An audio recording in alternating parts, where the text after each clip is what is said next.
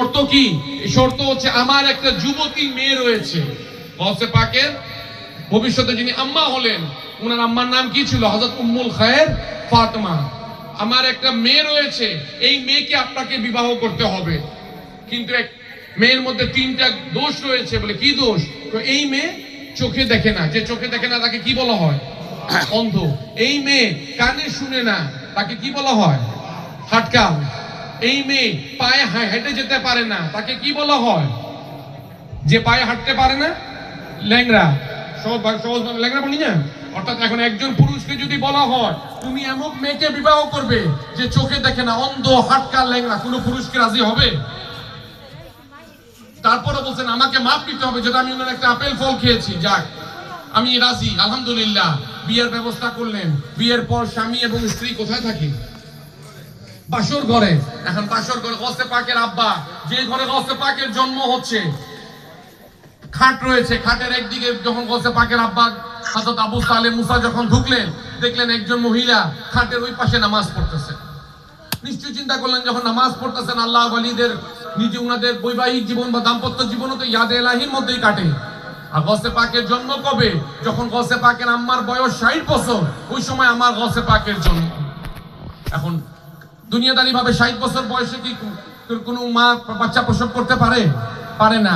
খাটের মধ্যে ওই পাশে নামাজ পড়তেছেন, গৌসে পাকের আব্বাও গিয়ে জানামাজ বিছিয়ে বাসর ঘরের মধ্যে ঢুইকা ইয়াদে ইলাহির মধ্যে জিকিরের মধ্যে লেগে গেছেন। গৌসে পাকের আব্বা পড়তেছেন কি? আল্লাহুল কাফি। এই যে আমরা যে পড়ি, কেন আমাদের দরবারে এই শিক্ষাটা আসছে? মেহরবানি করে আবার পড়েন, সবার মুখস্থ আছে। দোয়ায়ে হাফতা কাফ পড়েন, দেখি পড়েন তো। আল্লাহুল পড়েন সবাই। কাসাতুল কাফি, ওয়াজাতুল কাফি, হাসিবতুল কাফি, লিকুল্লিন কাফি, কাফানিয়াল কাফি, ওয়া নি'মাল কাফি, ওয়ালিল্লাহিল হামদ। কে পড়তেছেন? গৌসে পাকের আব্বা। পাশের থেকে শুনতেছেন কে? উনার স্ত্রী। উনি মনে করেন যে আমার স্ত্রী, কিন্তু কিছুক্ষণ যাওয়ার পর বলতেছেন আপনি যেভাবে পড়তেছেন এই দোয়ায়ে হাফতা কাফ, এটা সঠিক হচ্ছে না, এটা পড়ার নিয়ম এইভাবে না, এইভাবে না, আপনি এইভাবে পড়েন। এখন আমরা যেভাবে পড়লাম, সঙ্গে সঙ্গে এই পুরুষের টনক নাড়ল, এটা তো সম্ভব না। এটা কিভাবে হয়? বললো আমার স্ত্রী যদি হয় সে তো কানে শুনে না। আমি যদি ভুল বললাম, কানে না শুনলে উনি উত্তর দিলেন কেমনে? বললো আমার স্ত্রী বোবা, কথা বলতে পারে না। এই মহিলা তো উত্তরও দিচ্ছে, এটা আমার স্ত্রী না। সঙ্গে সঙ্গে ঘরের থেকে বের হয়ে এসে বললেন, কোন ঘরে আমার গৌসে পাকের জন্ম? ঘরের থেকে বের হয়ে এসে পড়তেছেন। আয়েশা দেখেন উনার শ্বশুর যিনি হয়েছেন গৌসে পাকের নানা, যার আপেলের বাগান ছিল, উনিও বাইরে উঠানের মধ্যে জানামাজ বিছিয়ে উনিও ইবাদতের মধ্যে মগ্ন রয়েছেন। বলে বাবা কি হয়েছে, তুমি বাইরে কেন আসলে? বলে আমি ঘরের মধ্যে রয়েছি, জানি না অপর কোন এক মহিলা আমার সঙ্গে ঘরের মধ্যে, আমি তো জানি না। বলে অপর মহিলা না, সে তোমার স্ত্রী, যার সঙ্গে তোমার বিবাহ হয়েছে। তখন একজন মহিলাদের জন্য বিশেষ করে বলতেছি, শরিয়ত কাকে বলে খেয়াল করবেন।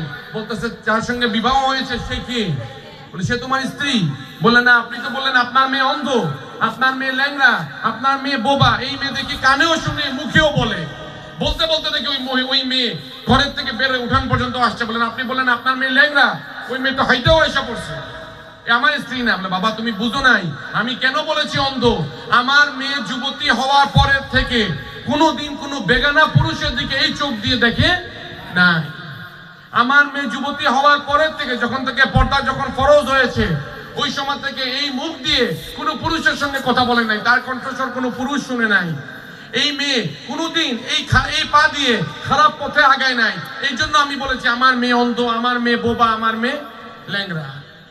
এই কথা শোনার পর যখন ভিতরে যখন ঢুকলেন, দেখলেন সুন্দর একজন মহিয়সী নারী উনার সামনে, যিনি হলেন স্ত্রী। আর ওই ঘরের মধ্যে আমার গৌসে পাকের জন্ম। বলার উদ্দেশ্য শুধু আমরা কাদরিয়া সিলসিলার দোহাই দিব।